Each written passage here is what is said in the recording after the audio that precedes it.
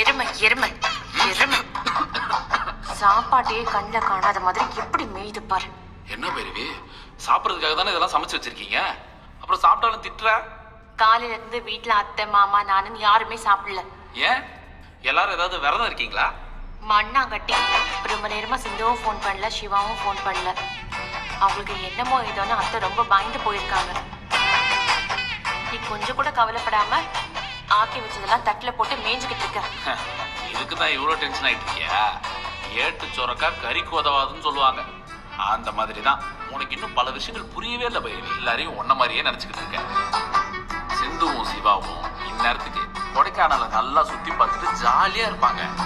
இதுக்கு நடுவில் இந்த நேரத்தில் அவங்க உனக்கு ஃபோன் பண்ணி பேசிக்கிட்டு வேற இருப்பாங்களா?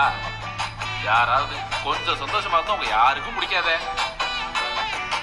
அங்கே என்ன நடக்குது ஏது நடக்குதுன்னு எல்லாத்தையும் உங்களுக்கு ஃபோன் பண்ணி தகவல் சொல்லிக்கிட்டே இருக்கணும்.